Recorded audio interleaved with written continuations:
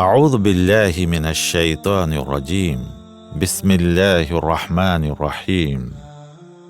اے محمد صلی اللہ علیہ وسلم، تلاوت کیجئے اس کتاب یعنی قرآن کی جو آپ کی طرف وحی کے ذریعے بھیجی گئی ہے، اور نماز قائم کیجئے، یقیناً نماز آدمی کو بے حیائی اور برے کاموں سے روکتی ہے۔ اے محمد صلی اللہ علیہ وسلم، آپ نے اس سے پہلے کوئی کتاب پڑھی نہیں تھی اور نہ آپ نے کبھی کوئی کتاب لکھی ہے۔ اگر ایسا ہوتا تو یہ باطل پرست شک میں پڑ سکتے تھے۔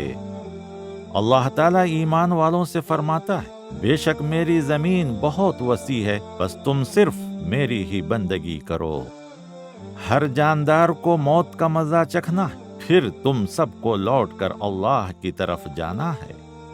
کتنے ہی جانور ہیں جو اپنا رزق ساتھ میں اٹھائے نہیں پھرتے، اللہ انہیں بھی رزق دیتا ہے جیسے تم کو دیتا ہے، وہ سب کچھ سننے اور جاننے والا ہے۔ اللہ اپنے بندوں میں سے جسے چاہتا ہے رزق کی کشادگی دیتا ہے اور جسے چاہے تنگی دیتا ہے۔ یقیناً اللہ ہر چیز کا علم رکھنے والا ہے۔ اس دنیا کی زندگی ایک کھیل تماشے کے سوا کچھ نہیں ہے، آخرت کی زندگی ہی اصل زندگی ہے، کاش یہ لوگ جانتے۔ بسم اللہ الرحمن الرحیم۔ الف لام میم۔ رومی قریب کی سرزمین میں مغلوب ہو گئے، کچھ برسوں بعد وہ پھر غالب آ جائیں گے۔ پس منظر، یہ سورہ 615 عیسوی میں نازل ہوئی جب بت پرست اہل فارس نے عیسائی رومیوں کو شکست دی تھی۔ یہ وہ وقت تھا جب اہل فارس کی فتوحات کی لہر بہت تیزی سے چل پڑی تھی۔ اس آیت میں پیش گوئی کی گئی ہے کہ 3 تا 9 برس کے چھوٹے سے عرصے میں رومی پھر سے فتح یاب ہوں گے۔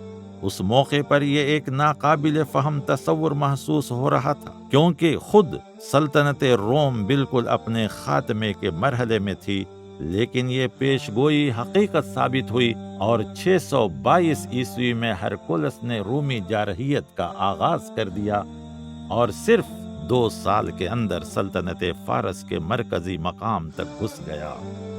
تمام معاملات میں فیصلے کا اختیار اللہ تعالیٰ کے پاس ہے۔ اس دن ایمان والے خوشیاں منائیں گے، یعنی رومیوں کی فتح، اور ساتھ ہی ساتھ مشرکین پر خود مسلمانوں کی اپنی فتح کے لیے۔ اللہ جسے چاہتا ہے اسے نصرت عطا کرتا ہے اور وہ زبردست غلبے والا اور رحیم ہے۔ اللہ تعالیٰ کی چند نشانیاں بیان کی جا رہی ہیں۔ یہ اس کی نشانیوں میں سے ہے کہ اس نے تم کو مٹی سے پیدا کیا اور پھر تم پوری زمین پر پھیلتے چلے جا رہے ہو۔ اور یہ اس کی نشانیوں میں سے ہے کہ اس نے تمہارے ہی نسل سے تمہارے لیے بیویاں پیدا کی تاکہ تم ان کے پاس سکون حاصل کرو۔ اس نے تمہارے درمیان ایک دوسرے کے لیے محبت اور رحمت پیدا کر دی، اور اس کی نشانیوں میں بجلی کی چمک دکھا کر خوف کے ساتھ برسات کی امید دلانا بھی ہے۔ اللہ تعالیٰ آسمان سے بارش برساتا ہے اور اس سے مردہ زمین کو زندگی عطا کرتا ہے۔ بے شک اس میں عقل سے کام لینے والوں کے لیے بہت سی نشانیاں ہیں۔ اس کی نشانیوں میں سے یہ ہے کہ آسمان اور زمین اس کے حکم سے قائم ہیں، پھر جیسے ہی وہ تمہیں آواز دے گا، صرف ایک ہی آواز پر تم سب زمین سے نکل آؤ گے۔ جو کچھ آسمانوں اور زمین کے اندر موجود ہے وہ سب اللہ کی ملکیت ہے اور سب کے سب اس کے فرمان کے تابع ہیں۔ ظالم جو ہیں وہ بغیر علم کے اپنی خواہشات کے پیچھے چل پڑتے ہیں۔ اس لیے بندگی میں یکسو ہو کر اپنا رخ اس دین کی طرف متوجہ کر دو، ثابت قدم رہو اس فطرت پر جس پر اللہ تعالیٰ انسانوں کو پیدا کیا ہے، اور تمہیں کبھی بھی اللہ کی بنائی ساخت یا دین کو بدلنے کی کوشش نہیں کرنی چاہیے۔ خشکی اور تری میں لوگوں کی بدعمالیوں کی وجہ سے فساد یعنی اخلاقی زوال پھیل گیا ہے۔ ان برائیوں کے ذریعے اللہ تعالیٰ لوگوں کو ان کے کرتوت کا مزہ چکھاتا ہے، شاید کہ وہ برے اعمال سے باز آ جائیں۔ اللہ تعالیٰ بادلوں کو اٹھانے والی ہوائیں چلاتا ہے اور پھر وہ ان بادلوں کو آسمان میں پھیلاتا ہے اور اپنے منشا کے مطابق انہیں ٹکڑے ٹکڑے کر دیتا ہے۔ پھر آپ دیکھتے ہیں کہ اس کے اندر سے بارش کے قطرے برستے ہیں۔ جب اللہ اپنے بندوں میں سے جن پر چاہتا ہے ان پر بارش برساتا ہے تو واہ، وہ خوشی سے جھوم اٹھتے ہیں۔ حالانکہ بارش کے برسنے سے پہلے وہ پوری طرح مایوس ہو رہے تھے۔ حقیقت یہ ہے کہ اللہ تعالیٰ نے اس قرآن میں انسانوں کے لیے ہر قسم کی مثالیں سامنے رکھی ہیں، لیکن آپ چاہے کوئی بھی مثال پیش کریں، جو کفر کرنے والے ہیں وہ یہی کہیں گے تم جھوٹ بولتے ہو۔ اے نبی صلی اللہ علیہ وسلم، آپ صبر کریں، یقیناً اللہ کا وعدہ سچا ہے، اور آپ کو وہ لوگ ہرگز ہلکا یعنی بے صبرا نہ کریں جو پختہ یقین رکھنے والے نہیں۔ بسم اللہ الرحمن الرحیم۔ الف لام میم، یہ حکمت والی کتاب کی آیات ہیں۔ نیکوکار لوگوں کے لیے اس میں سراسر ہدایت اور رحمت ہے، جو نماز قائم کرتے ہیں، زکوٰۃ دیتے ہیں اور آخرت پر کامل یقین رکھتے ہیں۔ اللہ نے لقمان علیہ السلام کو، جو ایک عقل مند شخص عرب میں تھے اور اس کی دانائی بہت مشہور تھی، حکمت عطا کی تھی اور کہا تھا تو اللہ کا شکر گزار ہو جا، جو کوئی بھی شکر گزاری کرتا ہے وہ اپنے ہی نفع کے لیے کرتا ہے۔ لقمان علیہ السلام نے اپنے بیٹے کو نصیحت کی، بیٹا اللہ کے ساتھ کسی کو شریک نہ کرنا، بے شک شرک کرنا بہت بڑا ظلم ہے۔ اللہ نے انسانوں کو اپنے ماں باپ کے بارے میں حکم دیا ہے کہ میرا اور اپنے والدین کا شکر ادا کرو۔ تمہاری ماں نے ضعف پر ضعف اٹھا کر تمہیں اپنے رحم میں رکھا اور 2 سال کے بعد تمہارا دودھ چھوڑایا۔ اگر تمہارے والدین تم پر شرک کرنے کے لیے دباؤ ڈالیں تو ان کی اطاعت نہ کرنا، البتہ دنیا میں ان کے ساتھ نرمی کا برتاؤ کرنا۔ درجہ ذیل آیات میں بڑی خوبصورتی کے ساتھ وہ نصیحتیں پیش کی گئی ہیں جو لقمان نے اپنے بیٹے کو کی تھیں۔ اے میرے بیٹے، اللہ تمام چیزوں کو سامنے لائے گا، چاہے رائی کے دانے کے برابر چھوٹی ہو اور چاہے کسی چٹان کے نیچے چھپی ہو، یا آسمان کی بلندیوں میں ہو یا زمین کی گہرائی میں ہو، اللہ تعالیٰ بہت ہی باریک بین اور تمام چیزوں کی خبر رکھنے والا ہے۔ اے میرے بیٹے، نماز قائم رکھنا، بھلائی کا حکم دینا اور برائی سے روکنا، جو مصیبت بھی تم پر آ جائے اس پر صبر کرنا۔ یقین مانو کہ یہ سب وہ باتیں ہیں جن کی بڑی تاکید کی گئی ہے، اور لوگوں کے ساتھ منہ پھیر کر غرور سے بات نہ کرنا، اور زمین پر فخر سے اترا کر نہ چلنا۔ اللہ کسی خود پسند اور فخر جتانے والے کو پسند نہیں کرتا۔ اپنی چال میں اعتدال اختیار کرنا اور اپنی آواز پست رکھنا۔ یقیناً آوازوں میں سب سے بدترین آواز گدھوں کی آواز ہوتی ہے۔ جس شخص نے اپنے آپ کو اللہ کے حوالے کر دیا اور پرہیزگاری اختیار کی، اس نے بے شک ایک بہت ہی بھروسے کے قابل سہارا تھام لیا، اور آخر کار تمام معاملات کا انجام اللہ ہی کے ہاتھ میں ہے۔ اب جو کفر کرتا ہے اس کے کفر کی وجہ سے اے محمد صلی اللہ علیہ وسلم آپ رنجیدہ نہ ہوں، انہیں پلٹ کر اللہ ہی کی طرف جانا ہے، اور اللہ انہیں بتائے گا کہ وہ کیا کچھ کر کے آئے ہیں۔ اگر زمین پر موجود تمام درخت قلم بن جائیں اور تمام سمندر دوات ہو جائیں اور ان کے بعد مزید 7 سمندر اور ہوں، تب بھی اللہ کی باتیں یعنی اس کی برتری، اس کے اوصاف اور اس کے کمال کی باتیں کبھی ختم نہیں ہوں گی۔ بے شک اللہ زبردست اور حکیم ہے۔ کیا تم دیکھتے نہیں ہو کہ اللہ کے فضل سے سمندر میں کشتیاں کس طرح چل رہی ہیں، تاکہ وہ تمہیں اپنی کچھ نشانیاں دکھائے؟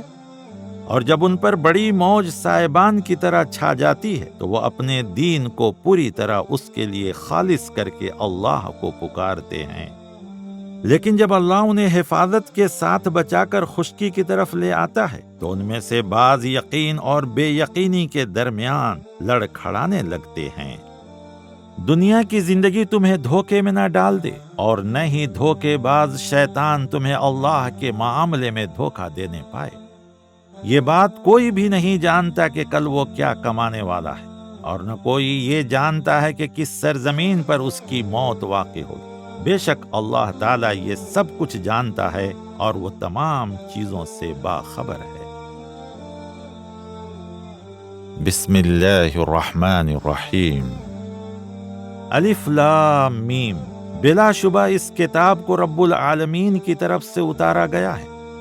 اللہ کی آیتوں پر وہی لوگ ایمان لاتے ہیں جنہیں جب کبھی یہ آیات سنا کر نصیحت کی جاتی ہے تو سجدے میں گر پڑتے ہیں اور اپنے رب کی حمد کے ساتھ اس کی تسبیح کرتے ہیں، اور وہ تکبر نہیں کرتے۔ یہاں پر سجدہ ہے۔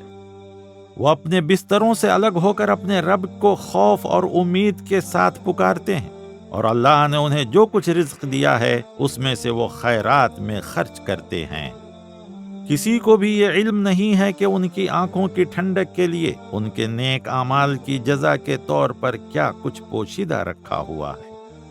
جن لوگوں نے نافرمانیاں کی ہیں انہیں آگ میں جھونکا جائے گا، جب کبھی وہ اس سے بھاگ نکلنا چاہیں گے تو انہیں اسی میں واپس ڈھکیل دیا جائے گا، اور ان سے یہ کہا جائے گا جس آگ کے عذاب کو تم نے جھٹلایا تھا اب اسی کا مزہ چکھو۔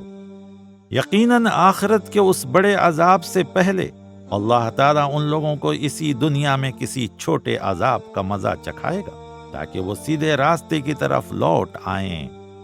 پھر بھی یہ کافر کہتے ہیں کہ یہ فیصلے کا دن کب آئے گا؟ اگر تم سچ کہتے ہو، فیصلے کے دن ایمان لانا ان کے لیے کچھ کام نہ آئے گا۔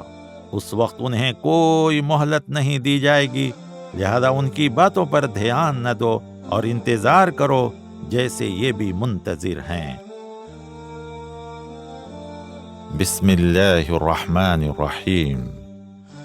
اے نبی صلی اللہ علیہ وسلم، اللہ سے ڈریے اور کافروں اور منافقوں کی اطاعت نہ کیجیے۔ حقیقت یہ ہے کہ اللہ بڑے علم والا اور حکمت والا ہے۔ آپ اللہ پر توکل کریں، آپ کا وکیل ہونے کے لیے اللہ ہی کافی ہے۔ اپنے لے پالک بیٹوں کو ان کے حقیقی باپوں کے نام سے پکارو، یہ اللہ کے نزدیک زیادہ منصفانہ بات ہے، اور اگر تمہیں معلوم نہ ہو کہ ان کے باپ کون ہیں تو انہیں اپنے دینی بھائی اور دوست کہہ کر پکارو۔ پیغمبر تو اہل ایمان پر خود ان کی اپنی ذات سے بھی زیادہ حق رکھنے والے ہیں، اور پیغمبر کی بیویاں مومنوں کی مائیں ہیں۔